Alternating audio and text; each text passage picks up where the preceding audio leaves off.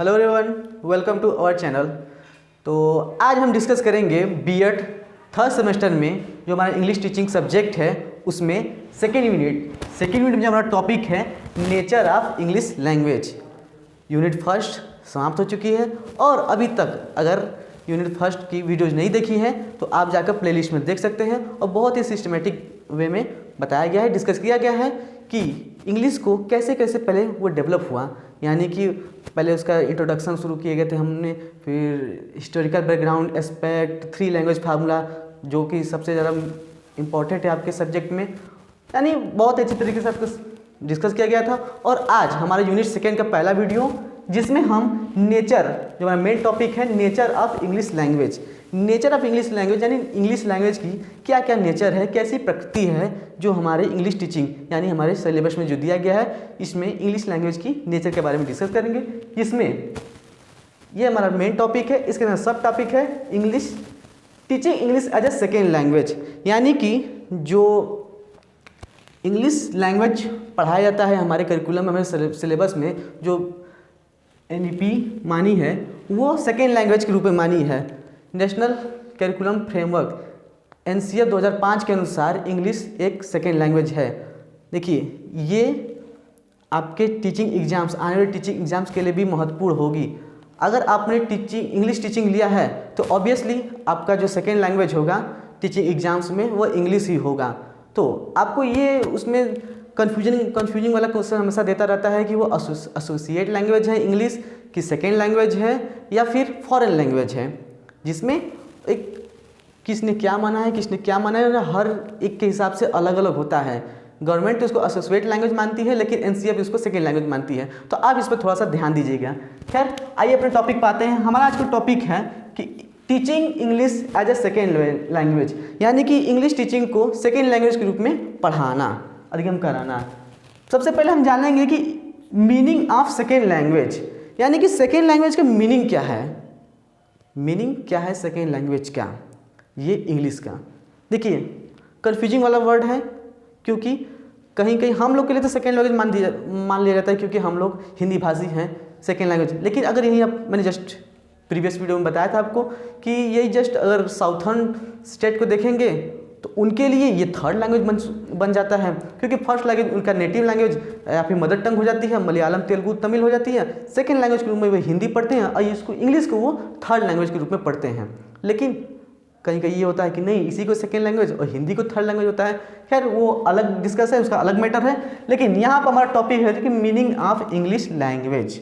देखिए क्या लिखा गया कि second language may be defined as the language which a child or person learns consciously after or with the mother tongue. देखिए most of chance है, मैंने आज बहुत कोशिश करूंगा कि सेकेंड लैंग्वेज और फॉरेन लैंग्वेज के रूप में जो एक मिसअंडरस्टैंडिंग बनी रहती है वो आज दूर हो जाए।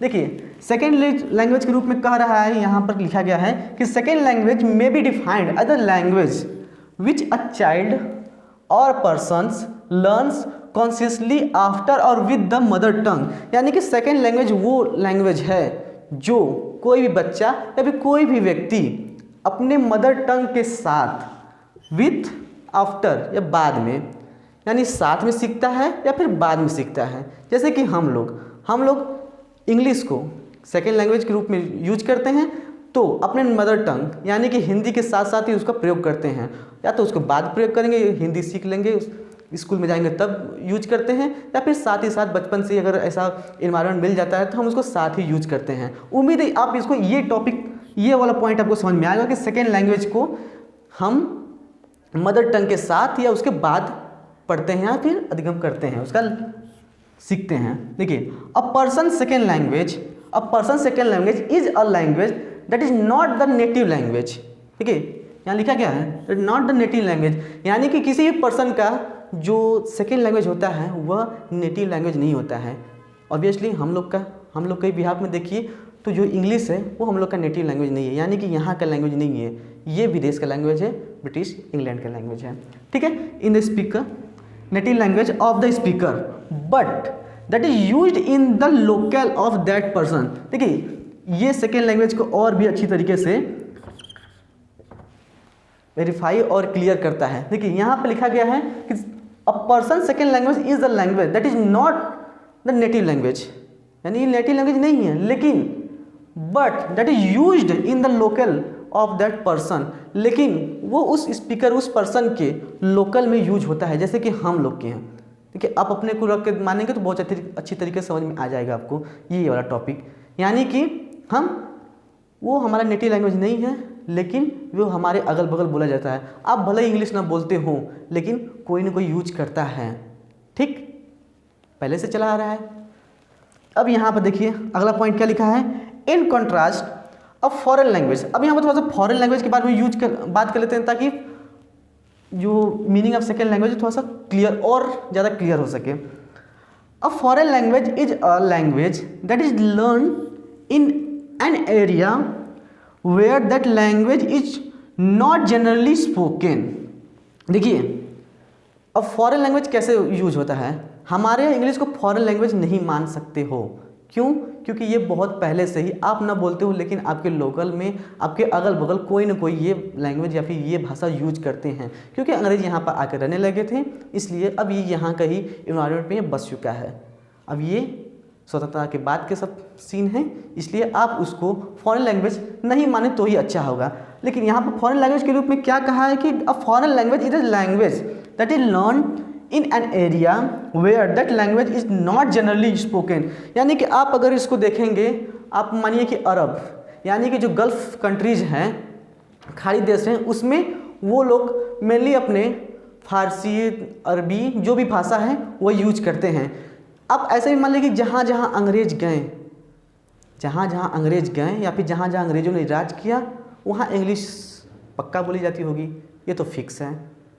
लेकिन गल्फ कंट्री में या फिर जहाँ अंग्रेजों ने राज नहीं किया होगा, या फिर जहाँ पर इंग्लिश वहाँ का नेटिव लैंग्वेज नहीं होगा, वहाँ के लिए तो ये फॉरेन लैंग्वेज होगा। क्यों? क्योंकि वहाँ का एडमिनिस्ट्रेशन, सरकार जो भी होगी, बातचीत होगी, वो अरबी में ही चलती होगी। जैसे अब दूसरे देश मानेंगे तो वो भी देख लीजिए, चीन को देख लीजिए, चीन की सारी भाषा मैंडरीन उसकी कोई भाषा है उसमें चलती रहती है, चीनी भाषा में चलती रहती है, और अरब में भी फारस यानी अरबी चलती रहती है। ठीक है, तो यानी कि वो जनरली स्पोकन नहीं होता है, यहाँ पर लोकल में भी यूज होता रहता है, सेकेंड लैंग्वेज यूज में, यानी इंडिया को देख सकते हैं। और अगर फॉरेन लैंग्वेज के रूप में देखेंगे तो आप चीन या फिर गल्फ कंट्री को देख सकते हैं। ठीक है, उम्मीद है ये वाला भी टॉप पॉइंट आपको समझ में आया होगा। और यहाँ पर तीसरा पॉइंट हमारा कि a second language can be said to be any language learn in addition to one's native language. यानी कि इसका पूरा सार ये निकल के आता है कि सेकेंड लैंग्वेज को ऐसे कहा जा सकता है कि कोई एक ऐसा लैंग्वेज जो नेटिव लैंग्वेज के साथ कोई एक नेटिव लैंग्वेज के साथ ही सीख रहा है। बस आप इसको सेकेंड लैंग्वेज कर सकते हो। अब सेकेंड लैंग्वेज एरिया के हिसाब से किसी दूसरे के बिहाफ में वो बदल सकता है, लेकिन हम लोग नॉर्थ स्टेट्स वाले इसको इंग्लिश को सेकेंड लैंग्वेज के रूप में रखेंगे। ठीक है, ये हमारा English teaching English as a second language के रूप में इसका मीनिंग है। अब हम देखेंगे ऑब्जेक्टिव्स, यानी कि इंग्लिश टीचिंग का, इंग्लिश लैंग्वेज का ऑब्जेक्टिव क्या क्या है प्राइमरी लेवल में, जूनियर और सीनियर लेवल में। ठीक है, अगर आपको स्क्रीनशॉट लेना है तो स्क्रीनशॉट ले सकते हैं। इसके बाद हम इसको इरेज करेंगे।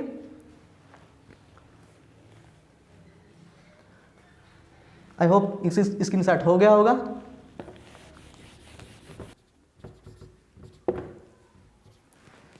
ठीक है, अब हम देखते हैं कि objectives of teaching of English as a second language at a primary level. यानी कि प्राइमरी लेवल पर जो इंग्लिश की क्या क्या ऑब्जेक्टिव्स हैं, यानी कि इंग्लिश को कैसे पढ़ाया जाए प्राइमरी लेवल पर। देखिए पहला पॉइंट है to enable learners to acquire basic language skill. देखिए मैं आपको एक बात बता दे रहा हूँ कि अगर आप ये जो इंग्लिश टीचिंग जो पढ़ाया जा रहा है, इसको मन से और थोड़ा सा कॉन्सेंट्रेट माइंड से पढ़ लेंगे और इसके जो पॉइंट बताया जा रहा है वो देख लेंगे, तो अच्छा है कि आपको जो टीचिंग एग्जाम्स देंगे और जो आप सेकेंड लैंग्वेज के रूप में इंग्लिश लेंगे, उसमें जो पेडागोजी पूछता है इसी में से पूछता है और यही सब आएगा। वो आपका समझिए कि बेस तैयार हो रहा है, आप अच्छे से इसको पढ़ लीजिए। देखिए पूछता रहता है कि बेसिक लैंग्वेज क्या क्या होती है, पेडागोजी में पूछता है कि बेसिक लैंग्वेज क्या क्या होती है, चाहे हिंदी चाहे अंग्रेजी हो चाहे कुछ भी हो। तो बेसिक लैंग्वेज क्या होती है? 4 ये बेसिक लैंग्वेज होती है, लिसनिंग, स्पीकिंग, रीडिंग और राइटिंग। यानी कि प्राइमरी स्तर पर, प्राइमरी लेवल पर इंग्लिश के रूप में इंग्लिश को कैसे बनाएंगे? तो enable learners to acquire basic language skill, यानी कि पहले इंग्लिश का जो बेसिक लैंग्वेज स्किल है वो डेवलप करना है। ठीक है, पहले उसको सुनना सिखाएं, उसको इंग्लिश रोज़ बोले, नहीं कि तुम बोलो, पहले उसको सुनाओ, रोज़ कोई इंग्लिश का वर्ड उसको सुनाइए। फिर उसके बाद स्पीकिंग, उसी वर्ड को बोलने के लिए कहिए। काउ, डॉग, एलिफेंट, यानी छोटे छोटे वर्ड होते हैं, छोटे बच्चे पढ़ते हैं, A for apple, B for ball, यानी पहले सुनते हैं, टीचर पढ़ाते हैं कि ए फॉर एप्पल, तो फिर उसके बाद वो बोलते हैं, रिपीट करते हैं, B for ball, A for apple, repeat करते हैं। तो वो पहले सुने, उसके बाद स्पीक यानी बोले। उसके बाद बताया जाता है, देखिए उनको पता नहीं होता है कि एप्पल कैसे लिखा जाता है, लेकिन जब धीरे थोड़ा सा आगे जब बढ़ते हैं, टीचिंग को बढ़ाते हैं, तो फिर रीडिंग अब पढ़िए क्या लिखा है, APPLE, तब पढ़ते हैं एप्पल। फिर रीडिंग और राइटिंग ऐसे चलता रहता है। ये आपके बेसिक स्किल्स हैं, ये पूछता रहता है, इंपॉर्टेंट है। ठीक है, दूसरा पॉइंट है to enable the students to listen English with proper understanding. ऐसा देखिए, प्रॉपर अंडरस्टैंडिंग के साथ इंग्लिश को पढ़ाया जाए या फिर बताया जाए। To enable the student to listen English with proper understanding, यानी कि इंग्लिश उनको एक अच्छी समझ के साथ बताया जाए। उनको पढ़ाया जा रहा है तो वो अच्छे से सुने, नहीं उनको ध्यान नहीं भटकना चाहिए। अब ये एक अच्छे टीचर के रूप में आपको कैसे बच्चे को संभालना है वो आप खुद करिएगा, लेकिन वो इंग्लिश को एक प्रॉपर अंडरस्टैंडिंग के साथ पढ़ें, ये ध्यान रहे। ठीक है, दूसरा आ गया हमारा तीसरा पॉइंट है to enable learners to write comprehensible in English with accuracy and fluency. देखिए बड़ा बड़ा शब्द है प्राइमरी लेवल पर, लेकिन इसका मतलब ये नहीं कि वो खूब लिखते हुए जाए एक्यूरेसी के साथ फ्लुएंसली, नहीं, वो काऊ ही लिख रहा है तो काऊ लिख दे, नहीं कि COW की जगह COV लिख दे, नहीं, काऊ लिख रहा है, डॉग लिख रहा है तो डॉग लिखे, DAG डॉग ना लिखे, DOG डॉग लिखे। ठीक है, तीसरा हमारा पॉइंट है, चौथा पॉइंट है to enable the student to speak English correctly. देखिए स्पीक इंग्लिश करेक्टली, आजकल के जो होते हैं क्या कि इंग्लिश का इन्वायरमेंट नहीं मिल पाता है, इसकी वजह से मोस्ट ऑफ चांस है कि जो इंग्लिश का जो प्रोनाउंसिएशन होता है वो बिगड़ जाता है। तो आप और हम भावी शिक्षक जो आप हैं वो शुरू से ही कोशिश करें कि इंग्लिश जो है वो स्पीक जो बोला जाता है वो करेक्ट हो, उसका प्रोनाउंसिएशन करेक्ट हो। देखिए मेरे घर में एक बात बताता हूँ कि घर की एक छोटी सी बच्ची है, वो पढ़ने जाती है स्कूल में, कोई प्राइवेट स्कूल में, कॉन्वेंट स्कूल में पढ़ने जाती है, तो बोल्डर जो बड़ा पत्थर होता है बोल्डर, इसको पढ़ेंगे बोल्डर, लेकिन उसकी इंग्लिश टीचर ने प्रोनाउंसिएशन में हिंदी में क्या लिखा था, बाउल्डर। अब वो उसी को बाउल्डर पढ़ रही है, मेरे कान में वो शब्द गया, मैंने कहा कि बाउल्डर तो कोई शब्द ही नहीं सुने थे, बाउल्डर क्या होता है? तो मैंने उसको बुलाया, देखें क्या लिखा गया है, तो देखे तो बोल्डर, हमको तो बोल्डर है, तो उसको करेक्ट किए हम। इवन प्रोनाउंसिएशन की स्पेलिंग भी उन्होंने गलत लिखा था। तो प्राइवेट वो नॉट ट्रेंड रहते हैं, लेकिन आप B.Ed कर रहे हैं यानी आप ट्रेंड टीचर हैं, तो आप पढ़ते हुए जा रहे हैं शुरुआत से ही, तो आपको प्रोनाउंसिएशन, स्पीच, इंटोनेशन और कैसे बोला जाता है उसका ध्यान अच्छी तरीके से होगा। ठीक है, तो ये प्राइमरी लेवल पर, क्योंकि प्राइमरी लेवल पे भी पढ़ाना है, तो प्राइमरी लेवल पर ये ध्यान रहे कि speak enable the student speak English correctly. Speak correctly कब करेंगे? जब आप भी करेक्ट बोलेंगे।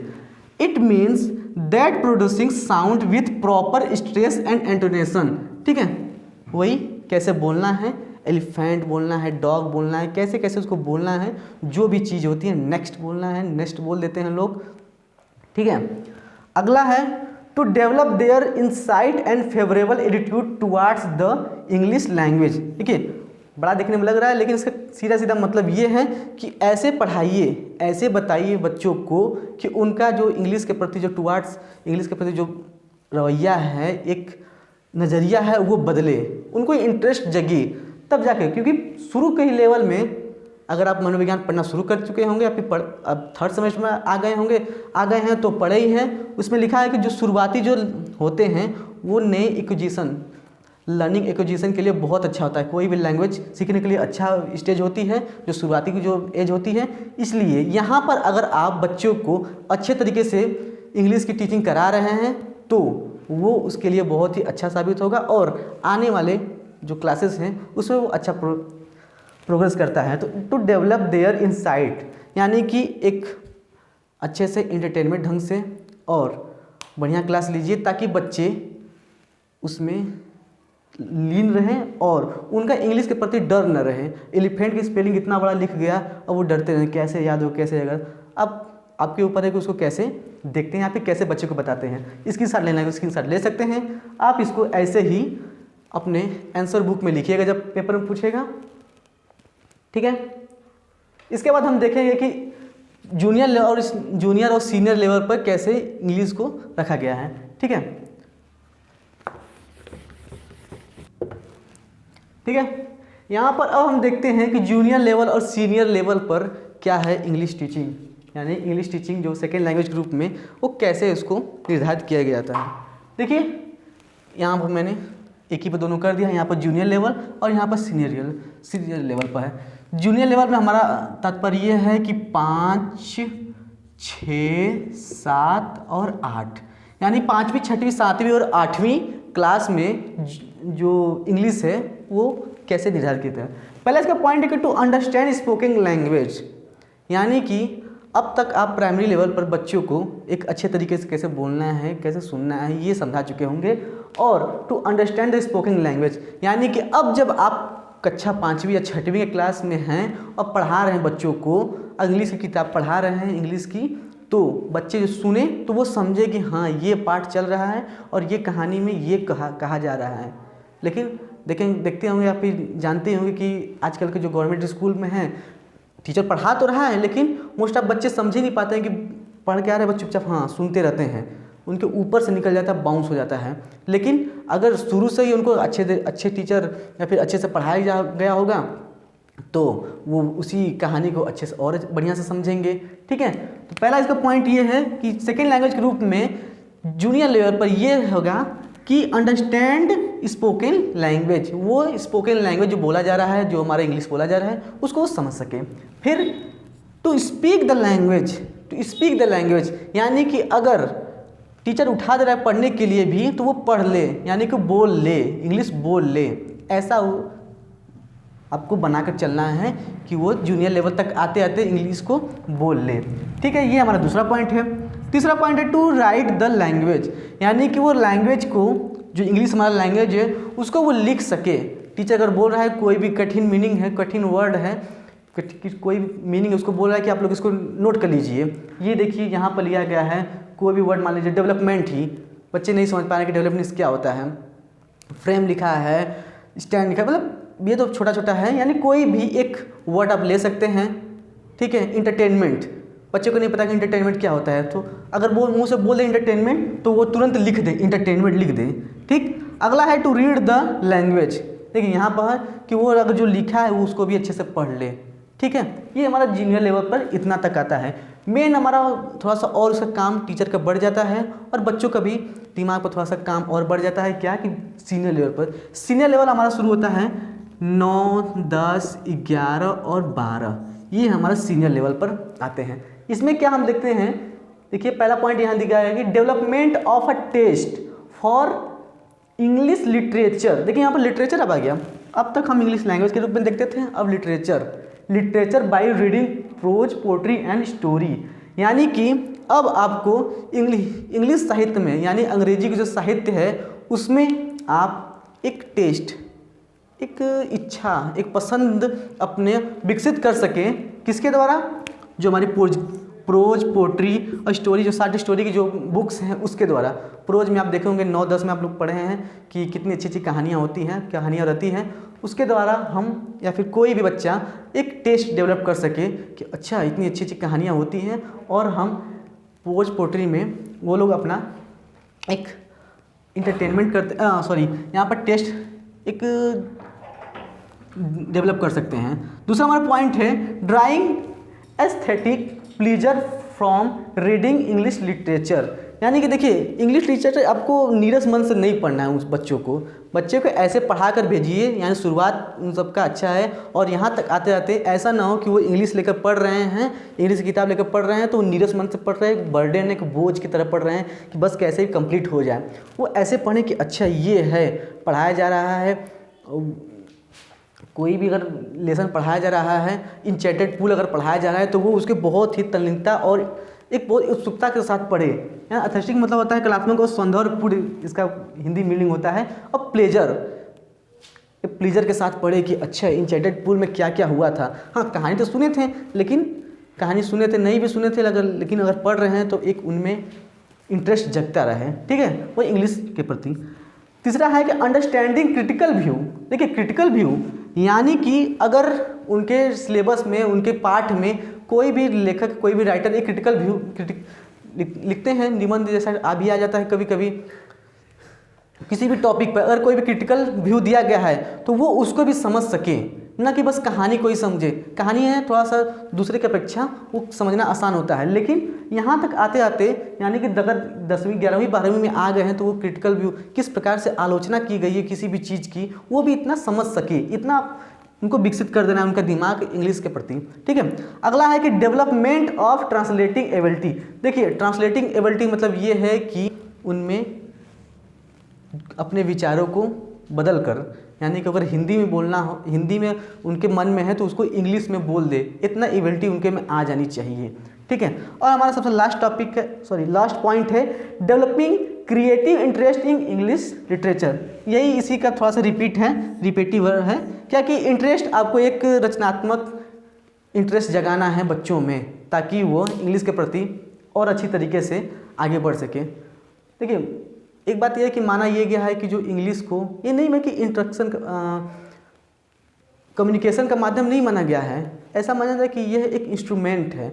कैसा इंस्ट्रूमेंट है? इंग्लिश इंस्ट्रूमेंट हम लोग के बिहाफ में ऐसा है कि ये एक यंत्र की तरह काम करता है ताकि हम और ज़्यादा नॉलेज गेन कर सकें। मैंने आपको पीछे वीडियो में बताया था कि जब 3 लैंग्वेज फार्मूला हुआ था तो कठारी कमीशन ने एक अच्छे से मतलब सिस्टमेटिक वे में कहा था कि नहीं इंग्लिश पढ़ाया जाएगा ताकि वो हायर लेवल पर अगर जाएँ, उच्च लेवल पर अगर जाएँ तो वो और अधिक ज्ञान, मतलब उनको ये ना करना पड़ेगा इंग्लिश के चलते इनको पढ़ा नहीं पा रहे या फिर आगे नहीं जा पा रहे हैं, ठीक है। तो ये हमारा आज का हमारा टॉपिक था नेचर ऑफ इंग्लिश लैंग्वेज में, जो हमारा इंग्लिश टीचिंग है सेकेंड लैंग्वेज के रूप में। आप इसका स्क्रीनशॉट ले लीजिए। उम्मीद है स्क्रीनशॉट हो गया होगा। मिलते हैं अगले वीडियो में, तब तक के लिए धन्यवाद।